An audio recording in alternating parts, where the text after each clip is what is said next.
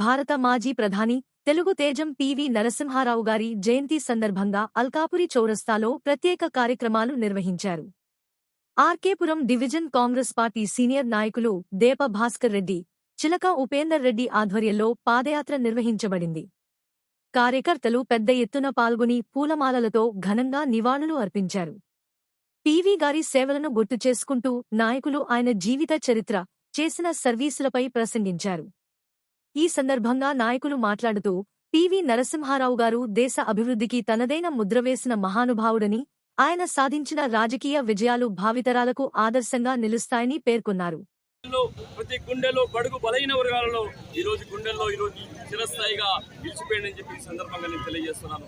ఈరోజు పివి నరసింహారావు గారు మనం చూస్తే కనుక తెలంగాణ వచ్చిన తర్వాత మా రేవంత్ రెడ్డి గారు ముఖ్యమంత్రి అయిన తర్వాత వారికి భారతరత్న రావాలని చెప్పేసి ఈ రాష్ట్రంలో ఉన్న దేశంలో ఉన్న ప్రైమ్ మినిస్టర్ గారికి మొట్టమొదటి లెటరు రాయడంలో చాలా సంతోషకరంగా ఉంది.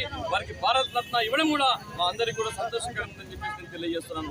ఆనాడు ఆర్థిక వ్యవస్థ దెబ్బతింటుందంటే ఆర్థిక వ్యవస్థను దారిలో పెట్టే ఘనత ఈరోజు పివి నరసింహారావు అని చెప్పేసి తెలియజేస్తున్నాను. ఆయన సామాన్య కుటుంబం నుంచి వచ్చిన రైతు, ఆ రైతు ఈరోజు దేశ ప్రధాని అయ్యి కూడా దేశ ప్రజలందరూ కూడా గుండెల్లో ఉన్నారని చెప్పేసి పివి నరసింహారావు గారి మనస్ఫూర్తిగా తలుచుకుంటూ మా కాంగ్రెస్ పార్టీ నుంచి పెద్ద సంఖ్యలో ఈరోజు నాయకులు, కార్యకర్తలు చాలా మంది వచ్చి ఈరోజు ఈ సందర్భంగా కార్యక్రమాన్ని జయప్రదం చేసినందుకు వారికి ధన్యవాదాలు తెలియజేస్తున్నాను.